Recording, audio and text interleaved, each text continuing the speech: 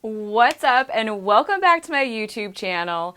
Today I'm really excited because I'm going to be doing a black box dye color correction, removing this super saturated opaque band of black hair dye, specifically nice and easy, as well as blending in some highlights, doing some teasy lights, and a whole bunch of color correction.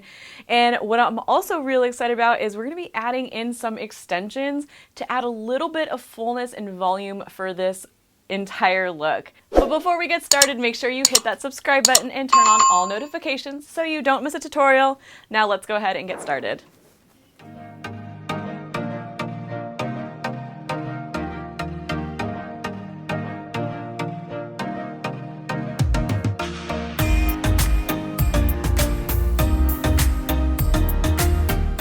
So this is my model. She colored her hair with black box dye about 6 months ago. And as you can see, she's got some new growth along with one other band and then this black box dye. And it was specifically nice and easy. Now there was nothing nice or easy about removing this black box dye, but our overall goal was to get her to a natural brunette shade, something to blend in her gray that was going to be low maintenance and that she can just touch up every few months. I knew I was going to have to prep her with a color remover first, which is why I decided to go in with Malibu C CPR and prepping her with C Professional clarifying shampoo. I also followed up with color disruptor from Malibu C, and here's how I did it. I started out with 2 cleanses using C Professional clarifying shampoo, specifically on those mids and ends and just avoiding the scalp area. Since we're going to be doing more color services later, I didn't want to agitate her skin or scalp area. So I just made sure to really work through and using my hands to agitate those mids and ends. So that way this clarifying shampoo can remove any surface buildup and basically kind of pre-soften it for the Malibu CPR. So now I'm going to layer that right on top and really work it in section by section. Again, putting that Malibu CPR on just the mids and ends. And I'm going to process her under the dryer for a full 30 minutes. Once that was done, I took her back to the shampoo bowl, did another clarifying shampoo using Kenra Clarifier. And then after I rinsed this out, I decided to layer in the color disruptor. Now I felt this was necessary because we had lots of layers of black box dye, and I processed this on damp hair for an additional 30 minutes. So this took in total a little over an hour just for this black box dye color remover, giving me a much better canvas to allow for my lightener to do its job.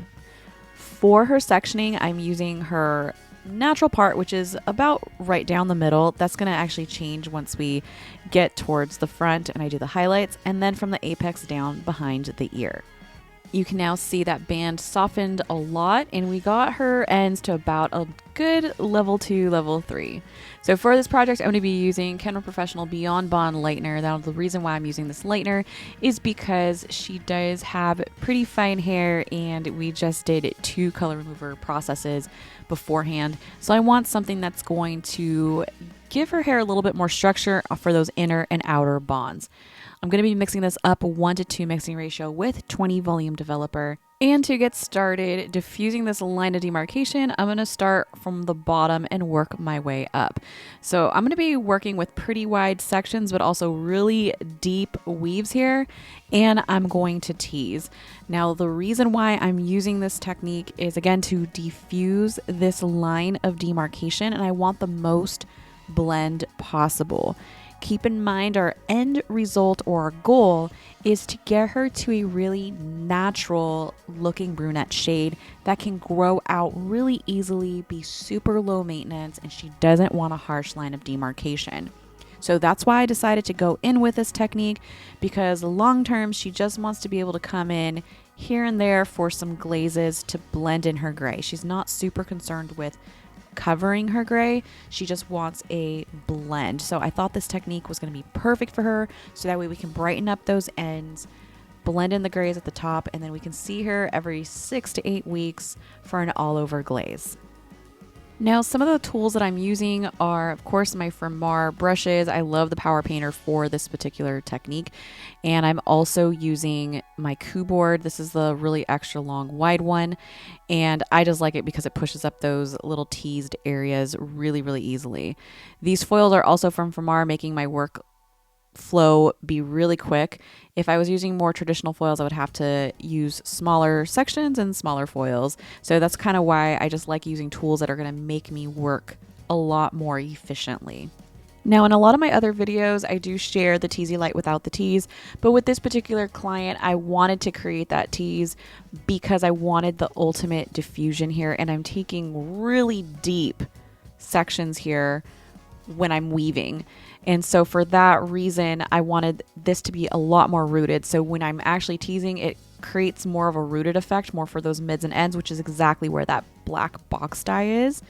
And another key thing that when you're going to be doing this technique is to make sure you're combing through the lightener if your section feels a little kind of thick. You could even go in with your hands and really work through this product, but it's very imperative that you get both sides of the hair when you're painting in the lightener. Now, once I actually got all of her foils in, I actually did go back and reapply just because I wanted to double check my work and my application.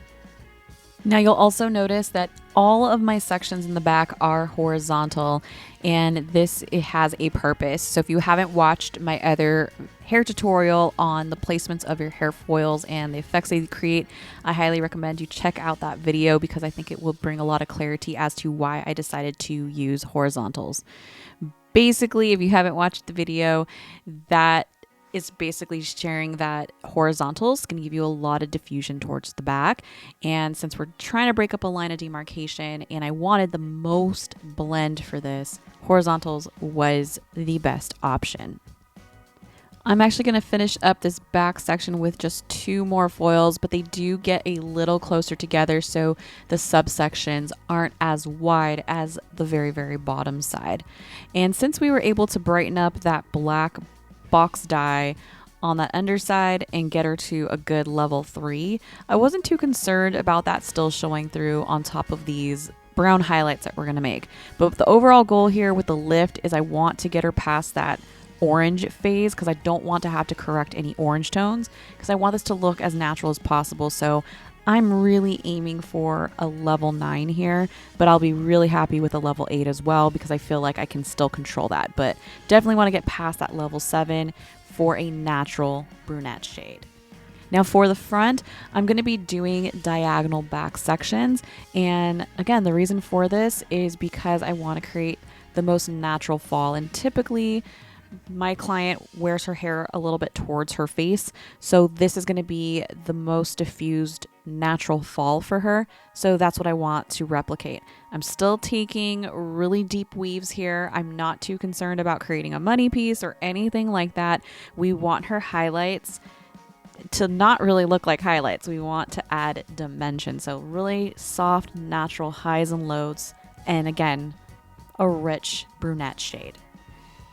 I'm going to continue on adding in my lightener in the same exact fashion, still diagonal back all the way until I get to the top. So this is still split down the middle, and if you remember from the very beginning, her part was just kind of like jaggedy, and I left it that way. Wasn't concerned about making it super perfect. I almost like adding in a purposeful zigzag parting for that centerpiece because this is going to aid in the diffusion that I'm trying to create. So less than perfect lines results in a more diffused end result, which is exactly what we're trying to do. So lots of uneven pieces. And then as I get towards the very, very top here, my subsections become shorter or less wide. So just kind of keep that in mind. She doesn't wear her hair up. So overall, I wasn't too concerned with the underside. I wanted more extra dimension towards that top. I have a total of 5 foils on each side, and then I'm processed her for a good solid 60 minutes, and I made sure to reapply and just kind of keep an eye on it. And I did this all room temperature with the 20 volume. Keep in mind that Kenra Color does not recommend heat with any of their color products, except for the Kenra Color Creatives. But for any type of lightening services, you just want to go low and slow and process room temperature. And honestly, I am obsessed with these results. If she wanted to be a blondie, we would have had a really great time maybe just doing a shadow root and a toner on these ends, but we wanted to do something a lot more low maintenance. So brunette shade it was. We decided to use 5N at a 1:1 mixing ratio with 9 volume developer. And then for her mids and ends, I used 5B at a 1:2 mixing ratio with 9 volume developer in Demi Permanent Hair Color. I applied her end shade right onto that root area and brought it down to where the highlighted pieces were at. So I wanted to be able to basically bring that down just enough so that way I can blend the N into the B seamlessly. I chose the N series because the N in Kenra Color has a balance of all shades, meaning that you're going to have the most natural end result and the best gray blending / coverage. Even though we're not going to get a ton of coverage, you'll see that it does a phenomenal job of camouflaging her natural gray hairs beautifully. So once I get this on, I'm going to immediately start to apply my 5B shade onto those mids and ends. I do this by combing down each section and then applying that 5B right onto that line of demarcation and then using my hands to further blend. And as soon as I get this on the very, very last section, I'm going to process this at room temperature for just 20 minutes. Now keep in mind there's so many different types of colors that you can do and toners that you can apply. Another great shade for her probably would have been 5N and blending it into 6B. So it's really just kind of up to you once you create a nice even canvas, but I think we definitely achieved that. We pulled her blonde hair to a solid level 8. We got some pieces of 9. So this was just a fantastic canvas to break up all of that black that she had going on. And look at this side by side. You can tell a huge difference. Got rid of that black box dye, diffused the line of demarcation, and left her with a much more natural shade that's going to be super low maintenance. So I'll see her in about 8 weeks just to touch up that root area with the 5N and Demi Permanent, and then just reglaze those ends as needed. And I think this looks really rich and hydrated and has a beautiful finish. You just really cannot tell that there was black box dye before. Now we're going to get ready to install her extensions, which I'm super excited about because I feel like this just kind of brings the whole look together. Now I teamed up with Miss Artistry of Lisa G. All of her links to where you can find her are in the description down below, and I've also done a few videos with Miss Lisa as well. So she does amazing work and we collab quite a bit. So what we decided for our client today was that adding in 1 row of hybrid weft extension was going to be the best option for building up some density, but then filling in the gaps with Cara links. Now Cara links are great for people who already have fine thin hair because you can customize them to the max, making them really tiny and putting them in places where wefts just cannot go. So our model actually was experiencing a little bit of postpartum hair loss. So since her hair was already a little bit more on the fragile side, doing the 1 row with Color B Donna Bella hybrid wefts was the best option, and I'll show you what that looks like at the end of the video with the Cara links installed. But here is Lisa's silicone beads all lined up, and now we're gonna get ready to sew this in, and I'm not gonna bore you with that. I have plenty of other videos where we show you how to sew in wefts. So let's get right into these after results. I am so excited to show you this. 1 row of Donna Bella hybrid weft in color 4. These are 18-inch.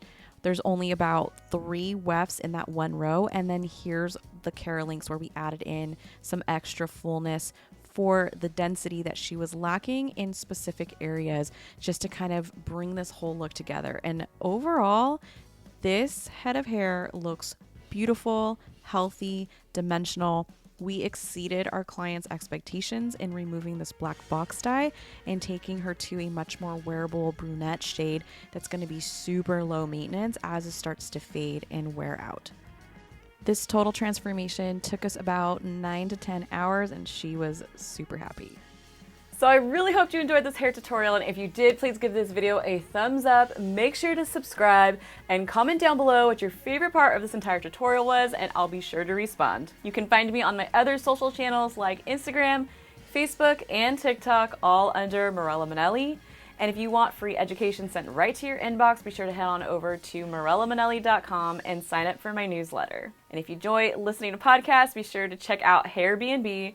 It's a podcast where I help hairstylists just like you simplify hair, beauty, and their business goals. And finally, be sure to share this video with a friend, and be sure to check out my other hair tutorials right here on this channel, and I will see you next time.